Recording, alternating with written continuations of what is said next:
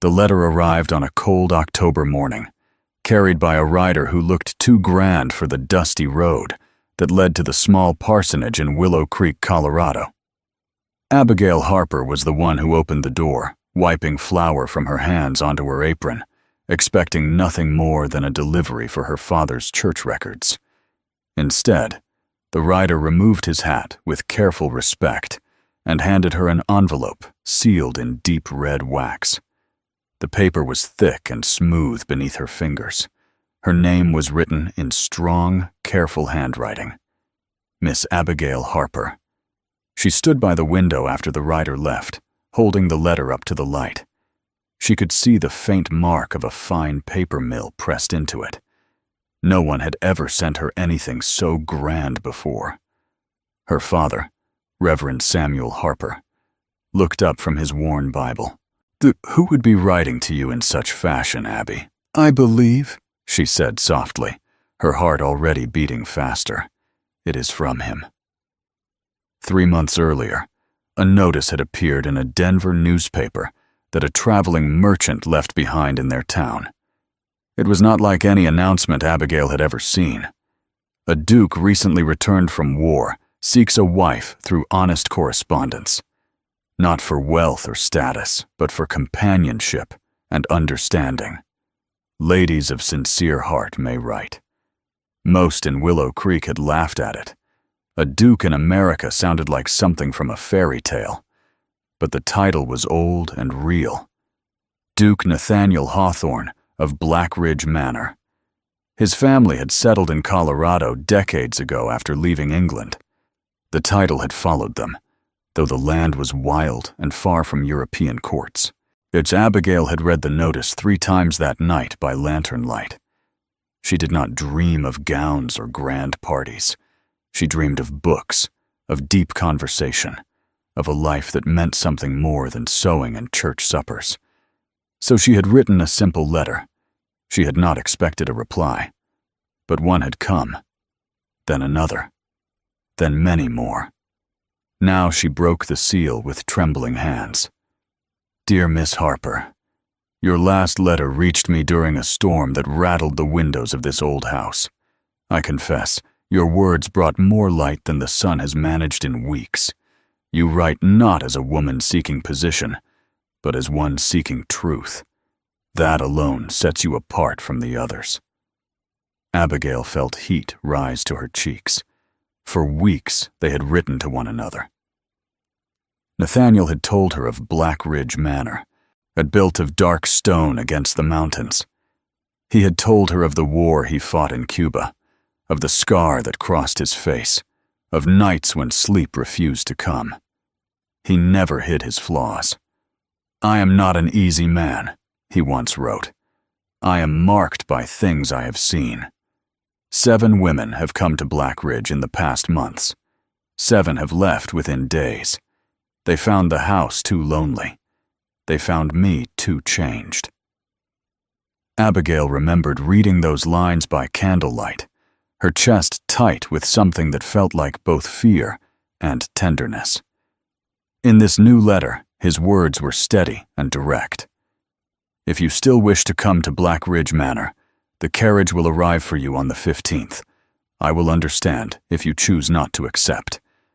But I would rather face rejection with honesty than live forever wondering what might have been." And her father watched her closely. "Well?" She folded the letter carefully. "He has invited me to visit." Reverend Harper leaned back slowly. He was a kind man, with silver hair and gentle eyes. "You have never traveled beyond Denver, Abby." "I know." "He is a stranger." "Yes. And yet you have been smiling at those letters for weeks." She looked down at her hands. "He writes like a man who has been alone too long." Her father was quiet for a moment. "Do you trust him?" She thought of the way Nathaniel described the sunrise over the mountains, the way he spoke of his fear that he had become too hardened for love, the way he asked about her thoughts on books rather than her dowry. "Yes," she said finally. "I trust the man in the letters." 2 weeks later, Abigail stood beside a modest trunk as a black carriage pulled up to the parsonage. Neighbors gathered at their fences, whispering. Some shook their heads.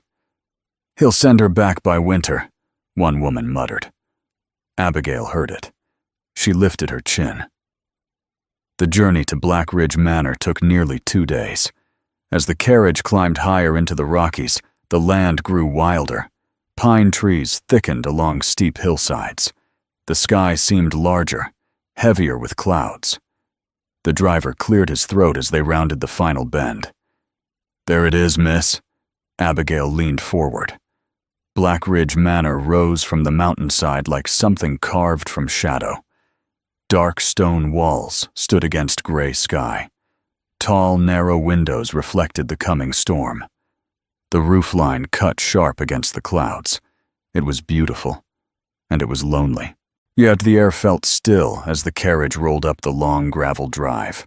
No neighboring houses sat nearby. No town lights flickered in the distance. Only mountains and silence surrounded it. She understood, in that moment, why others had fled. The carriage stopped before massive oak doors. They opened before she could knock. He stood there waiting. Nathaniel Hawthorne was taller than she imagined. Broad shoulders filled his dark coat. His hair was black and slightly longer than fashion demanded. A scar ran from his right temple down across his cheek toward his jaw. It was not small. It was not easy to ignore. His gray eyes held something deeper than pain. They held caution. "Miss Harper," he said, his voice low and steady. "You came." Abigail stepped down from the carriage. The wind tugged at her plain brown dress and loose curls. Did you believe I would not?" A faint smile touched his mouth. 7 others did not stay. She looked past him at the towering manor, then back at his face. "Perhaps they were looking for something else. And what are you looking for?" he asked quietly. She met his gaze without flinching. The truth. Something shifted in his expression. Surprise, respect, maybe even hope. He stepped aside. "Then welcome to Black Ridge Manor." Inside, the house was grand but heavy. High ceilings, long hallways lined with old portraits, large fireplaces that seemed built to fight endless winters. The air carried the scent of wood smoke and polished stone. A housekeeper showed Abigail to her room.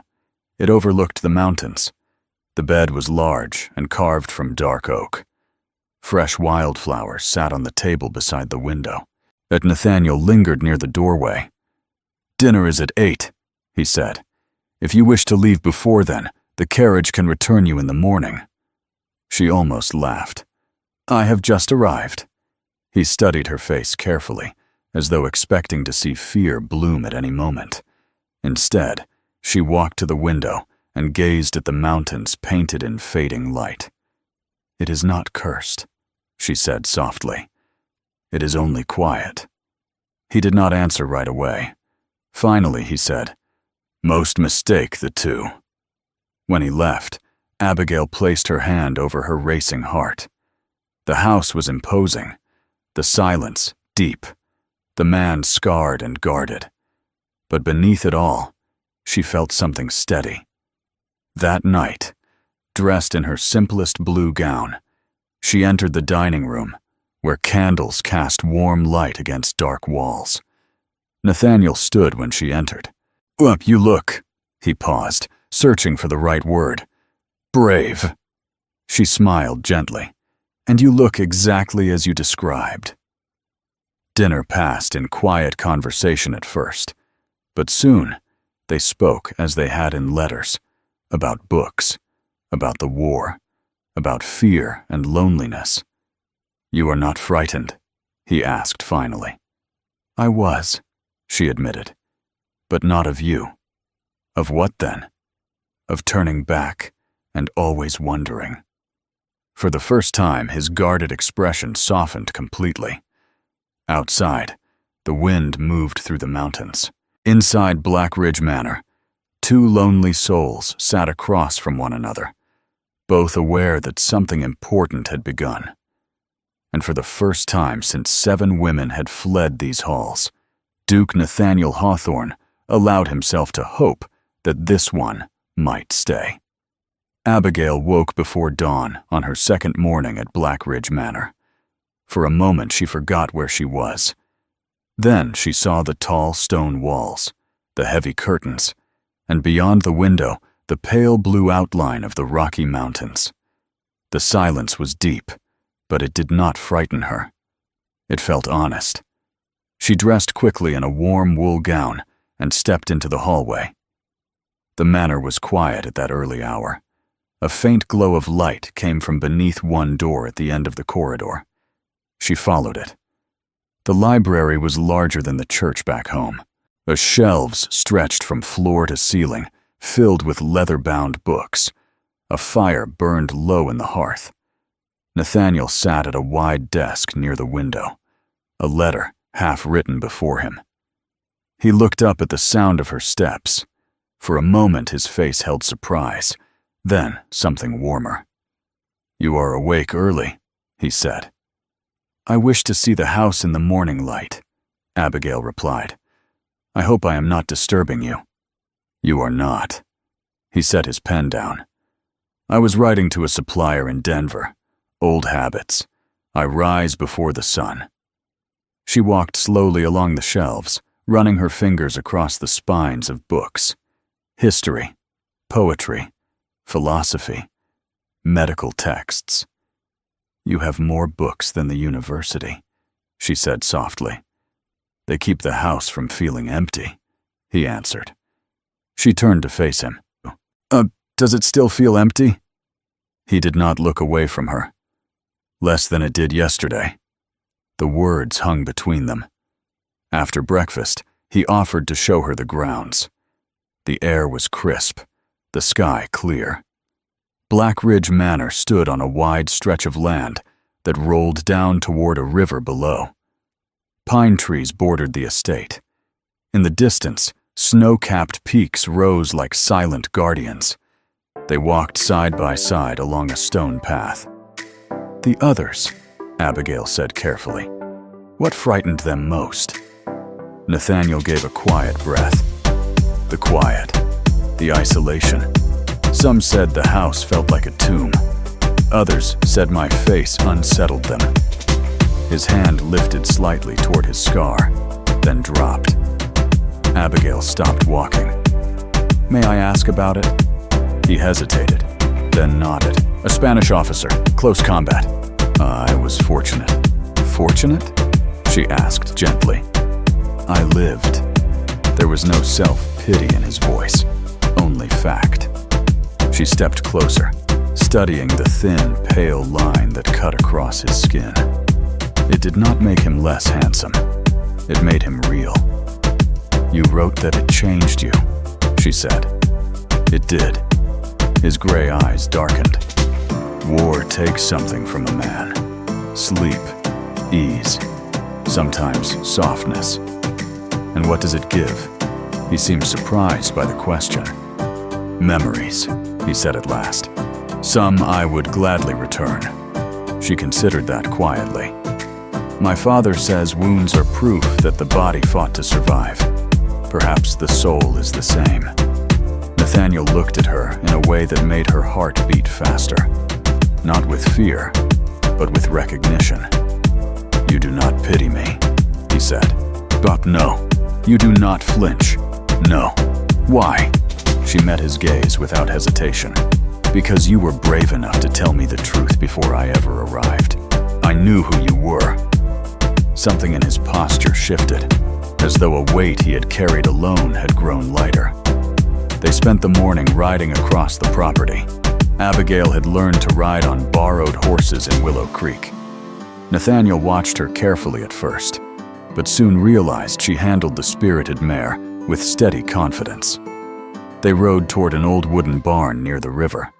A group of ranch hands paused in their work to stare. No woman had lasted long enough to be seen on these grounds more than once. One man tipped his hat politely. "Mornin', Your Grace." Nathaniel nodded, but his attention remained on Abigail. "Yeah, do they think I will leave?" she asked quietly, once they were out of earshot. Yes, he answered honestly. And you? He was silent for a long moment. I do not know what to think, he admitted. I have hoped before. She understood more than he realized. Hope could be dangerous when it had been broken many times. That evening they dined again by candlelight. The conversation flowed easier now. He laughed once at her teasing remark about the serious expression in one of his ancestors' portraits. You are bold, he said. I am practical, she replied. If I were frightened of serious faces, I would have left yesterday. His laughter this time was deeper, freer. After dinner, he led her up a narrow staircase she had not yet explored. The steps wound upward into one of the towers. What at the top was a circular room with wide windows on every side. A telescope stood near the east wall. 2 chairs faced the mountains. This is where I think, he said quietly. Where I come when the house feels too large. Abigail moved to the window. The sun had set, and the sky burned with streaks of orange and purple over the peaks. The valley below looked endless. It is not lonely, she whispered. It is grand. The others said it felt like standing at the edge of the world. She smiled faintly. Perhaps they feared falling. He stepped closer, not touching her, but near enough that she felt his warmth. And you? I have always wanted to see beyond the edge. He studied her face as though trying to understand how a vicar's daughter from a small town could stand so steady in a place that frightened women raised in wealth. Why did you truly come, Abigail? He asked softly. You could have married someone safe, someone near home. She turned to him fully. Because your letters felt alive.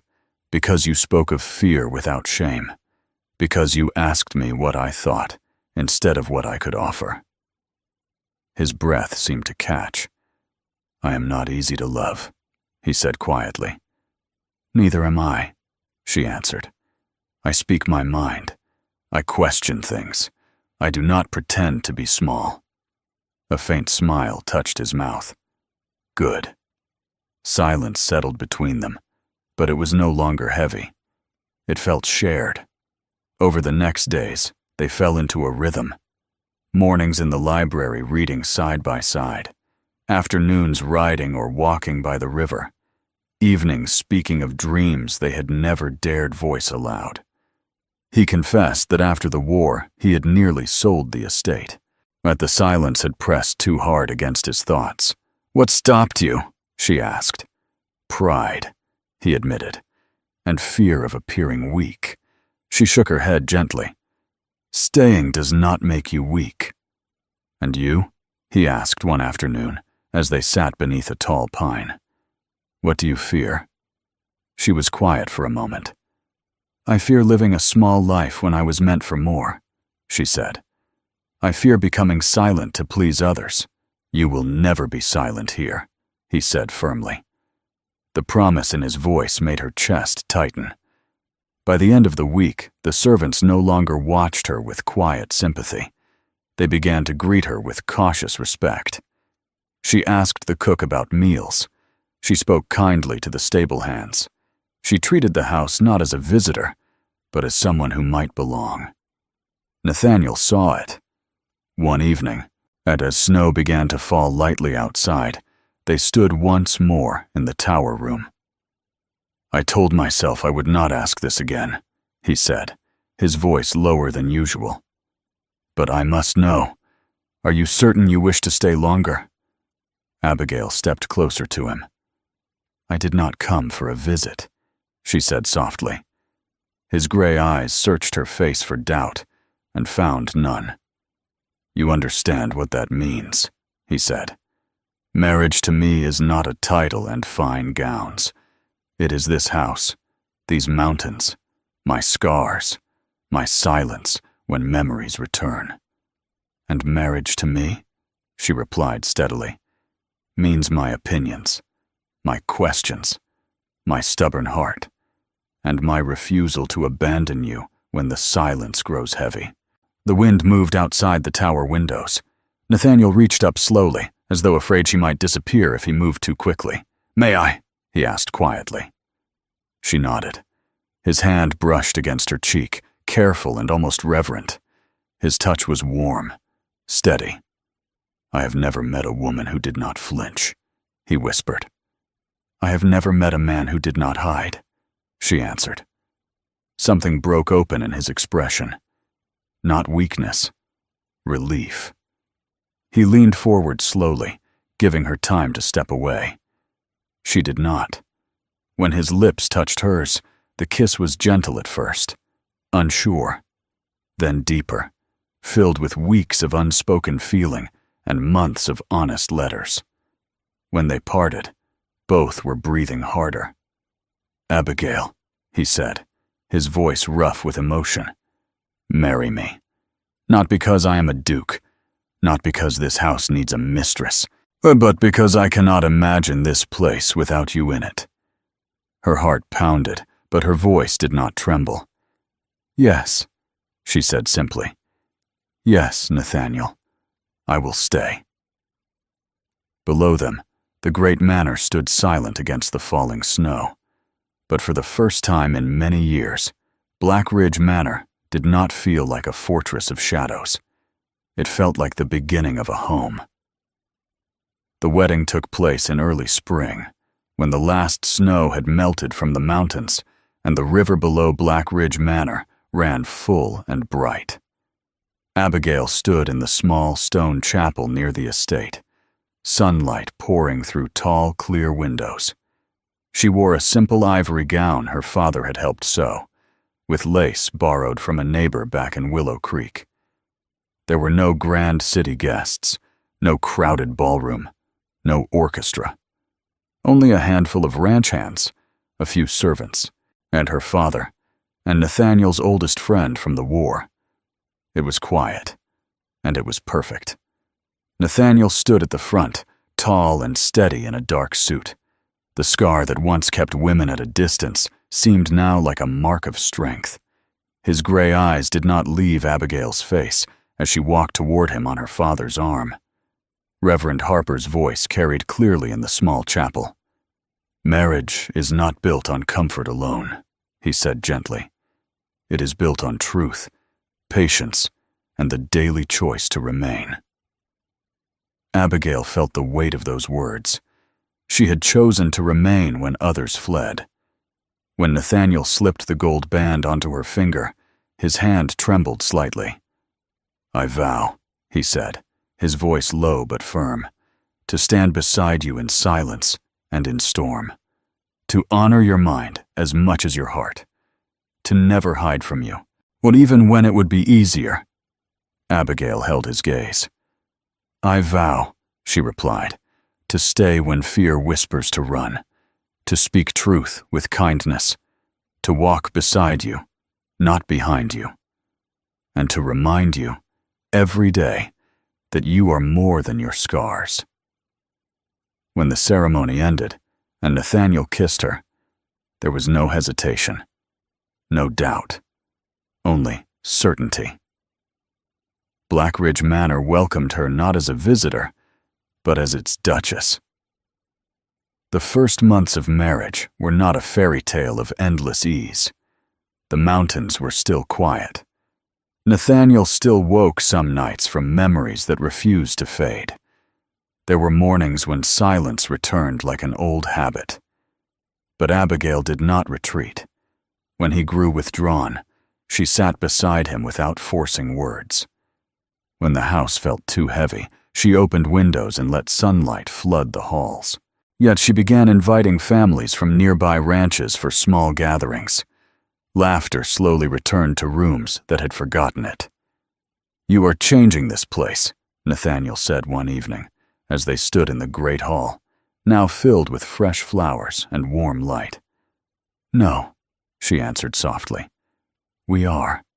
She worked alongside the housekeeper to improve conditions for the staff. She visited ranch hands' families when illness came. She asked Nathaniel about the veterans who once served under him. "There are many who struggle," he admitted, "men who returned from war, but never truly came home. Then invite them, she said simply. And he did. Within a year, Black Ridge Manor became more than a lonely estate in the mountains. A small group of former soldiers came to work the land, repair fences, care for horses. Nathaniel met with them in the evenings, speaking openly of memories he once carried alone. Abigail started a small schoolroom in one of the unused wings of the manor for the children of workers and veterans. She filled shelves with books from the great library. She taught reading and writing beneath tall windows that once overlooked silence. The house began to breathe. One summer afternoon, as they stood together watching children run across the courtyard, Nathaniel turned to her. "I used to believe this manor was a burden," he said quietly, "a reminder of expectations I could not meet." "And now?" she asked. "Now it feels like a promise kept." She slipped her hand into his. "You wrote letters seeking a wife," she said with a faint smile. But what you truly sought was someone who would not fear the quiet." "And you," he replied, "were braver than I ever imagined." Years passed, and the change at Black Ridge became known throughout Colorado. Travelers who once whispered about the scarred Duke now spoke of the strong couple who built a haven in the mountains. Veterans found purpose on the land. Children found education within stone walls, once known only for shadow. Nathaniel entered public life again, advocating for support for former soldiers and rural schools. He no longer avoided gatherings in Denver. Abigail stood beside him, steady and proud. "You gave me back my voice," he told her once after a long meeting with state officials. "You never lost it," she said. "You only needed someone to listen." Their first child, a son named Samuel after her father, it was born 3 years into their marriage. Nathaniel held the boy with awe, his large hands gentle. "I want him to grow, knowing strength is not silence," he whispered. "And that courage sometimes means staying," Abigail added. 2 years later came a daughter, Eleanor, with her father's gray eyes and her mother's firm spirit. Black Ridge Manor rang with laughter that echoed down long corridors. On a clear autumn evening, nearly 10 years after Abigail first stepped from that carriage, she stood once more in the tower room. The mountains glowed gold beneath the setting sun. Nathaniel came up behind her, his arms wrapping around her waist, just as they had on the night he asked her to stay. "Do you ever think about the others?" she asked quietly. "The women who left?" "Yes." He rested his chin against her shoulder. "I am grateful for them," he said honestly. "Grateful? If even one had stayed, I would never have known what it means to be truly seen." She turned in his arms. "You were always worthy of being seen," she said softly. "And you," he replied, brushing a loose strand of hair from her face, "were always braver than you believed." Below them, the estate moved with life. Smoke curled from chimneys. Lights glowed in windows. Voices carried on the evening air. Black Ridge Manor no longer stood as a fortress against loneliness. It stood as proof. Proof that scars do not make a man unlovable. Proof that quiet does not mean cursed. Proof that when one person has the courage to stay, an entire life can change. The Duke who once wrote letters seeking a wife had found not just a duchess, but a partner, a friend, and the heart of his home. And the humble vicar's daughter who refused to flee had found not only love, but a purpose strong enough to echo through mountains for generations to come.